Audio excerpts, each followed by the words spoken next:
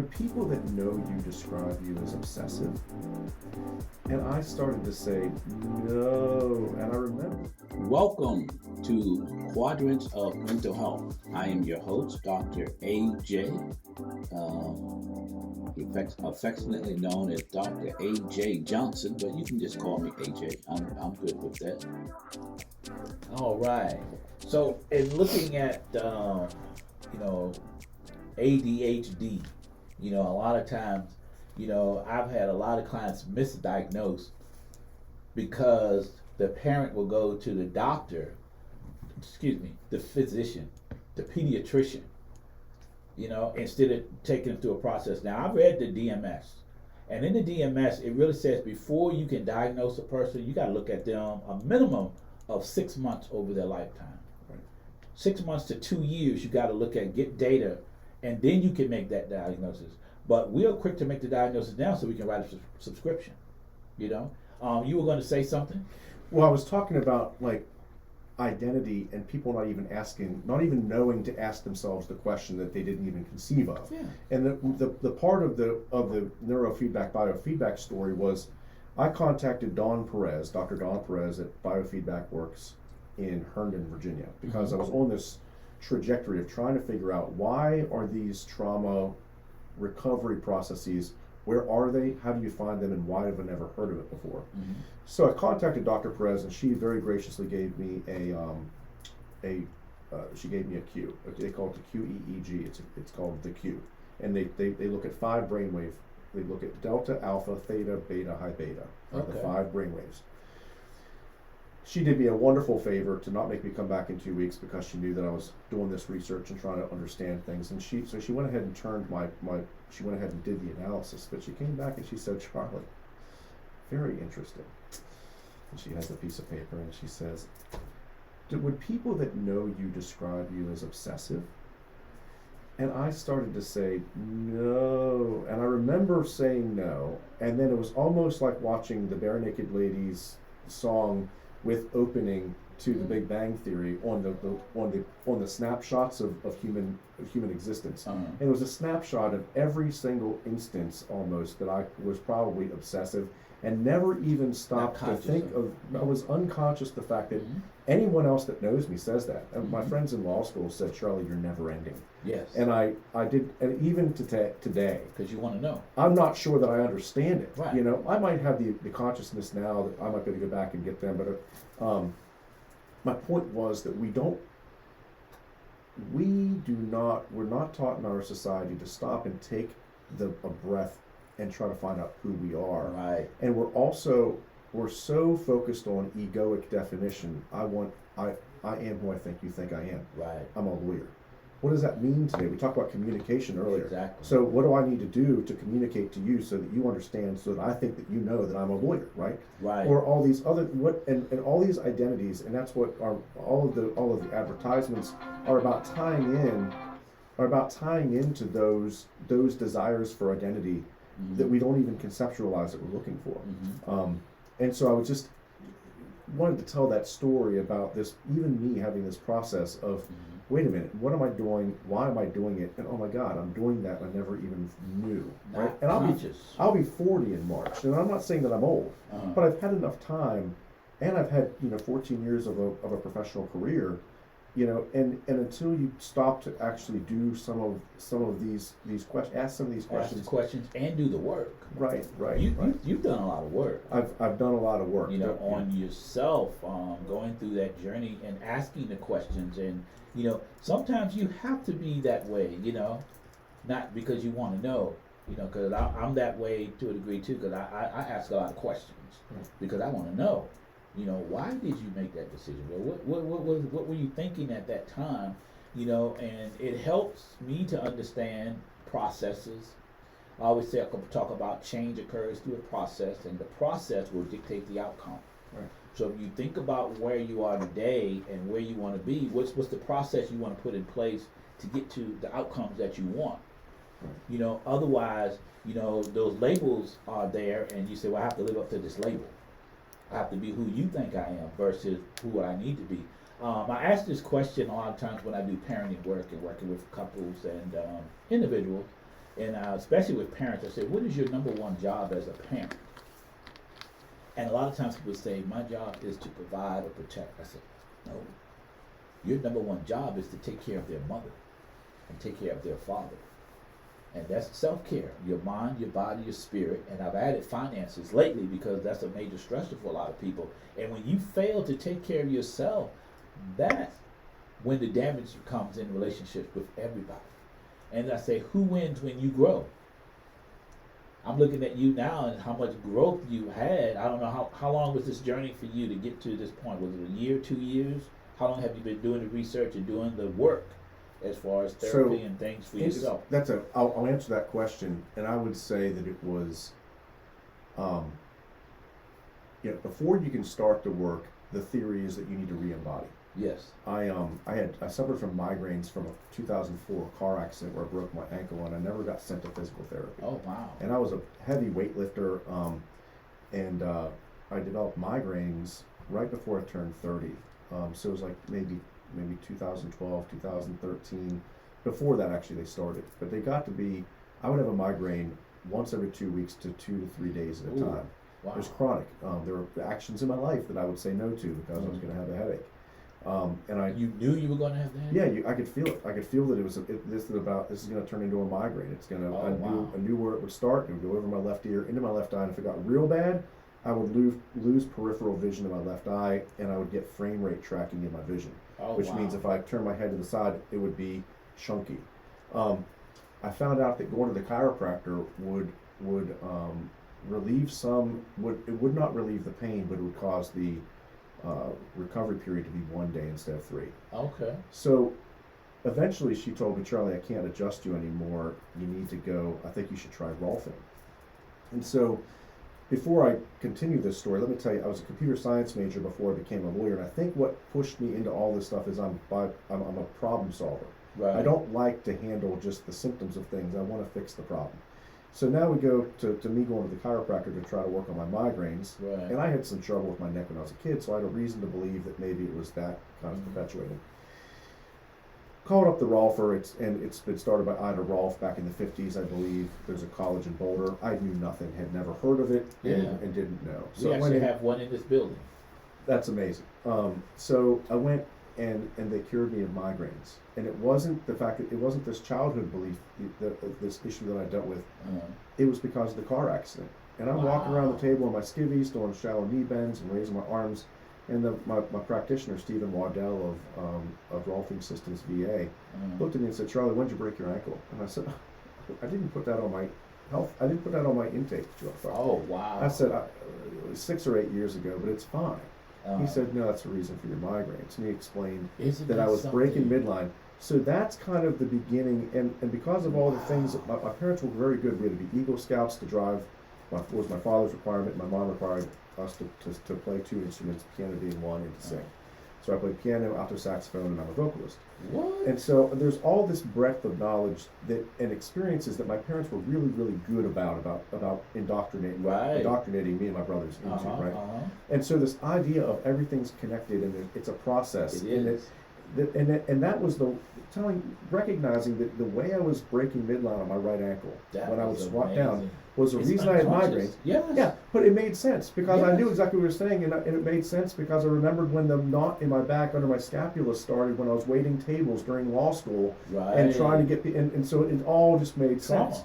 Right. That's trauma. Trauma. So, right. And so then that's where me starting to put those ideas together. And then I herniated my back like 7 years ago.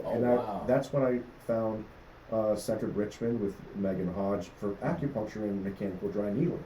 So I got cured of that through this other thing. Goodness. And so then in 2017, I started going to see a cognitive behavioral therapist because I was struggling. I've been practicing, my office had been open for 9 or 10 years and been practicing law for a while.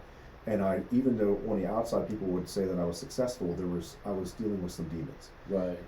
And most of those demons were that I would misbehave the same way routinely. Okay. And I now see them. I would have reactions. Right. I would have reactions to my trauma triggers, and the consequence or the negative thing, and the shame that I poured on myself Right.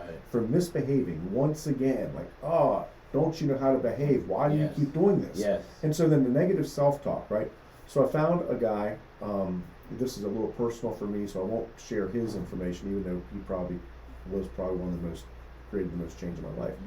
Got me to well, actually I do share it. His name's Ted Patracci. I'm writing a book right now, and Okay. I mentioned him, so no reason Okay. to not. Ted Patracci, and it was amazing. He taught me things that I didn't know that I didn't know.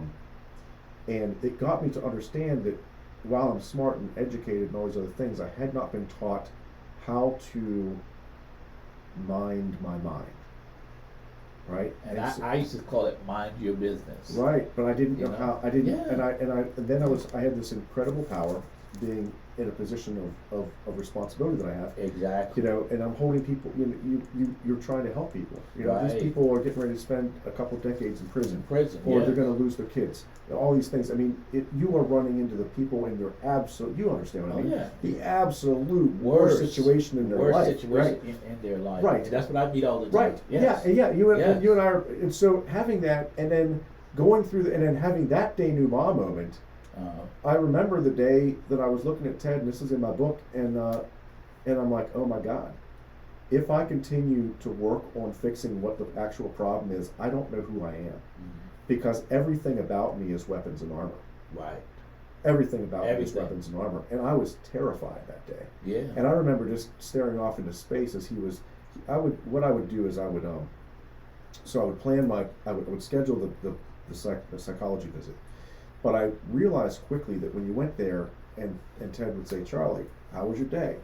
Or how was your week? And I'd sit down and I'd say, well, it was a normal week. At that point in time, life was very chaotic for me. And so I just, it's just normal. Yeah. And so I adopted this strategy of in my phone having two lists. The problems and essentially, wow, right. Yeah, I called it something different. Okay. But the problems were every time that week that I became unsettled, to whatever extent I was unsettled, and I would have 6 or 8 a week. Wow. And it got to the point that I'd walk in, Ted would say, Charlie, how are you doing? I'd say, sit down, shut up, we've got work to do. Okay. Right? And I'd give the list. But here's what happened this week. Right. But that's consciousness to you. But the beautiful thing was he was then able to say, Charlie, you only had 8 problems. You got one problem that showed up 8 times. Right. And that's what was happening. Right. And that was It's becoming consciousness to you, though. Right. To even to write that down and become aware of it. So that's the consciousness that I needed to build out then. So Yes. that went until I saw Ted once a week, then once every 2 weeks, once every 4. And then I would have an incident. That's thorough. Then I would have an incident in 2 or 3 weeks. I'd be like, we went to 4 weeks way too quickly. We got to go back to 2. And then I remember going to 6 weeks. And I remember going to 8. And then I remember saying, that was right there toward the end of I'm almost off the training wheels. I'm almost off the training wheels, but I'm still I can't handle a curve. I can't handle a curve that sharp at that speed yet. I need to come back. I need some help. And so that's called maintenance. So then 2020 happened. And I was right there. In fact, it was March of 2020 because my birthday's in March, and I remember running into what is one of my best friends when it comes to in personal growth journey. Is my buddy Grant Berger, who's a real estate agent in the area, but he's truly insightful, and he and I are on a similar journey. He's a wonderful person. That's great. But it was interesting because I saw him at the dog park, and I said, "Hey man, I'm doing," and he knew what I was going through. And I said, man, I'm in such a great area. I've conquered it. I've conquered it. I've conquered it. I said, I just, now I'm all about just trying to learn a little bit more. I said, I'm going to go on a search for my ego, right? And this is before I had uncovered kind of what I talked about earlier. So I'm going to go on a search for ego. And Grant turned to me and said, Charlie, I think you should tackle trauma first. Yeah. And I said, me? Trauma? Yeah. Me? Yeah. And so he introduced me to Bessel van der Kolk's book, The Body Keeps the Score. Okay. But what Ted had done with me is, and I call it teaching how to do an internal audit. Right. An internal audit, truly, is being able to see yourself through others' eyes as you see them, with the same lack of bias for what their internal processes are. Okay. So to be able to look at yourself through the eyes of another and consciously get rid of your biases and try to get rid of those unconscious biases as you view yourself, because it's those biases that are tied to those identities, right? Right. Oh, I'm not an addict because an addict is bad and I am not bad. Right. So therefore, because I'm not bad, I cannot be an addict because addicts are bad, right? I cannot be these other things because in my mind there's this conscious definition that has this negative stuff tied to it, right? And that's really where we get back to compassion, right? Compassion is being able to see those things, but not attribute, at least in my mind, not attribute those biases to the definitions, and start backing that away. So you're not a criminal. You're a person that's accused of a crime, but criminal is not a definition, Right. right? At least not when it comes to the energy or negative or positive that we associate with it. Exactly. And it's so important too that, you know, we remember that we are human beings. And in being, that's the, you know, I always talk about be, do, and have. You know, because a lot of times we don't think about, you know, in order to really become, you have to first be. So let's say if I want to be a millionaire, I have to first get here, then I start walking it out. I got to do something, but I have to first be that here consciously in order for me to process and walk through that. But a lot of people don't think like that. Right. I agree, You know? but I dissent in part. Okay. And that's that it's dangerous to choose to be the identity. Mm. I believe that you need to think about what's really behind that identity. Right. Because that's really where we run into the danger, right? Is Mhm. because those identities are egoic based. I am who I think they think I am. I'm this thing. But really, what actions does that person Right. does a person like that do Right. that I want to do? And because then we run into the communication that you were talking about earlier. Mm. You know, some people believe that thing is a negative thing versus that thing is a positive thing. And so there's all this energy of the identity tied to these identities, which is really inherent to the problem. Right. But here's the thing with that too is you defining yourself versus you defining me. Right. You know, so if I Right. want to be, you know, I have to do. And a lot of times people don't want to do because they don't realize I've allowed you to define me. Right. And my world is defined by what other people think and what other people Right. do. And that gets us to those psychosis. Right. Yeah. And that causes the stress Yeah. in Yeah. life. And when you have that stress in life, that stress is the underlying mechanism for all physical and psychological traumas. Well, that's really what we're talking about, right? Is the trauma causes the stress. Yes. And then the at-rest stress, so your adverse child event scores, Exactly. your the shame that's tied to all those Exactly. things, raise the stress. And so I think of it as a 10-point scale, right? And so your at-rest stress changes, but generally is located in a particular locus within that 10-point scale. People that have trauma or developmental trauma or have something very traumatizing that has happened to them, PTSD, let's refer to that one, right? Yeah. Oh, The way I think of PTSD, active PTSD, is because of that experience, it is actively increasing your at-rest stress level, no matter how long ago the event It doesn't itself matter. happened. Time is irrelevant. And then they talk about the fact that that's when the dissociation happened, and so the timekeeper in your mind forgets where to place that event within the Exactly. chronology of your life. Exactly. And so when you're having that flashback, it's as if you were right there, Right there. when that happened. When? Right. And so In the then we moment. talk about developmental trauma. Yes. It's happening when they were 3, when they watched mom Doesn't be matter. raped. 6, when they Yeah. watched older brother get abused. In times of stress, we regress. Right. And so then we hit that. That's when those small increments of stress that increase. And there's some research that's starting to point that the stress that you're talking about, this regular chronic stress from Yeah. trauma, is the actual culprit that creates the autoimmune disorders. It is. You know, whether it's lupus, whether It it is. is 100%.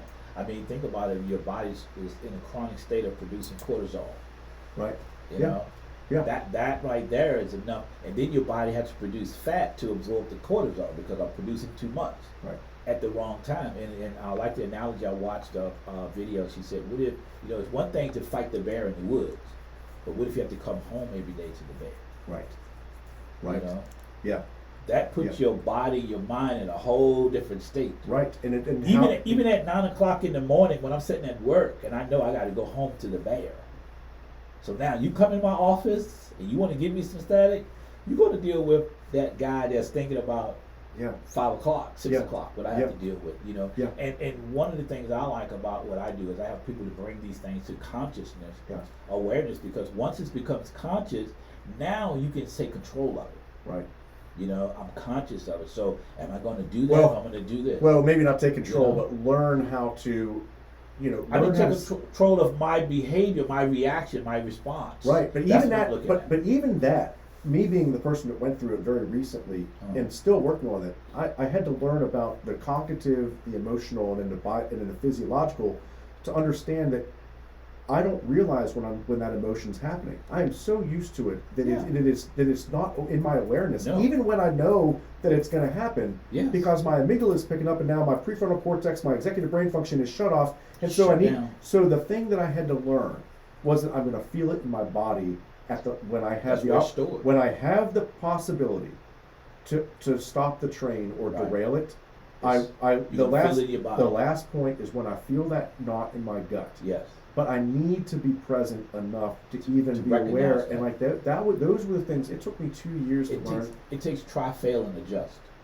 Yeah, You know, and yeah. one of the challenges what I teach one of my parenting classes, I say, okay, you need to practice breathing. Right. Because when you breathe, you get oxygen back to the brain and allow the brain to do what it's designed to do. Right. You know, and I say if you call it stress breathing, I'm going to practice my stress breathing. Then subconsciously, when you start to stress, you'll go there. Right. But you have to practice it while we're here. Right, and then you can learn tricks, when you listen to books like The Atomic Habit, you can actually build those things into cues Right. for good feeling. And so say, okay, Right. every time before I'm getting ready to pet my dog or to kiss my loved one, Mhm. I'm going to stress breathe and smile, and then I'm going to interact with them. And- That way you can create that as the cue to start creating that as the response and the reaction. Exactly. And with that also, that's where we talked about the neurofeedback. And Right. You can do these things yourself, but it takes what? Practice. It Right. takes work. Well, it also takes desire. And Desire there to you have go. change, because There you it's go. not going to be immediate. The trauma and all of the habits that created what your life is like right now Yes. has taken however long your life is right now to get to where it is for those things to happen. Exactly. And you can't just say, okay, I'm going to put, It's right. not And so it does take, like I said, when I remember Ted asking me that question, I recognized everything about me, everything that I like and everything that I hate. Right. And everything that I like, right, is all weapons and armor. So if I keep going on this path to shedding off weapons and armor, who's underneath? I don't know, You don't know. right? And it's sometimes safer to stay in the armor, because I think of it as In the moment. I think of it as if you learn to survive in the desert, all the tools, all the skills, you learn to survive in the desert. Then, when you come across by yourself without any other one, rich farmland or an oasis, isn't it scary? Because none of the tools and none of the skills that allowed you to survive in the desert are necessarily going to be useful here. No. So, and how much time do you have to stay away from the desert before you're not going to be able to return back there either? Right. And so, okay, do I want to risk the lush farmland, but I know I can survive out there, and I don't know that I can thrive here or survive? Exactly. I think of, you were saying something before about kind of getting to know identity and getting through unconscious. I can't remember the exact thing. I think of it as plum or pendulum. And here's why. So, I wish this were a string, it would work better. Yeah. But a plumb bob was an ancient construction tool that's still used today. Essentially it's an upside down sinker or an upside down pyramid, usually very heavy, very lead, and it's not real large. And there's a thin string, because you don't want something that the wind is going to pick up on, because when you hang it from a height, it will hang absolutely perpendicular to gravity. Yes. Okay? And I think that that's a better way to describe boundaries for us as individuals, as opposed to something that is keeping someone else out. The idea of a boundary, like a fence around my yard, never worked for me because it did not correlate. What I use is plumb or pendulum. Okay. And so if I can think, who is my true self, or who is it that I want to be, or what actions do I want to be, and I can start putting them as beads almost, because I want that to hang perpendicular to gravity. Right. And then I think of it, when people start to get me to do things that I don't necessarily want done, then I allow myself to be pulled. and allow myself to be pulled, and allow myself to be pulled, and allow myself to be pulled, and eventually the energy pulling me out of alignment with who I want to be is no longer great enough to hold me there, and it swings back. And I think of it as emotional physics. Right. It swings past plumb to equal the distance it was pulled. Yes. So when people that you love mistreat you, and you let them mistreat you because you just think that they understand that they're gonna do better, that they don't really want to treat you that way, and you let that happen, Yeah. eventually when that energy that they are, whatever you think they're eventually going to figure out or eventually going to change, And when they that don't. doesn't happen, whatever that break point is, In your mind. it always swings back, equal, past plumb, Yes. and now you want to get all that stuff back, right? And now you want to make them feel exactly the same way they made you feel because you believe that they Or the deserve next it. They tried to, person. right? And so you swing past. It's like it's emotional physics. Yes. And so one thing that we could do, and I think that if we could do better, and if it takes a little bit of this shadow work, a little bit of this trauma work, to say, okay, where is my true self and what is plumb? Right. When you start getting pulled out of plumb, you can start recognizing it sooner. And when it breaks, you can put up something to keep it from swinging so far past that you get into this pendulum, and now you're mistreating everybody because you felt that all these other people mistreated you. Right. You know. So that's where therapy comes into play. That's where you taking care of yourself comes into play. And the benefit of you taking care of you, everybody wins. Right. And that's what people fail to realize. When you fail to grow, everybody pays for that. Not just you. Right. Because you're not being your true self. And when you're your true self, then everybody wins because look at all the people you mentioned here, the books you've talked about. People can take that information and use it for themselves. They can be found on our website, thetraumainformedblog.com. There's the trauma focus, then there's the resources, and many of these books they're there and they can be found. And I've read every single one there. There's a couple I need to update, but I want people to. Okay. Yeah, that's awesome. We'll be right back.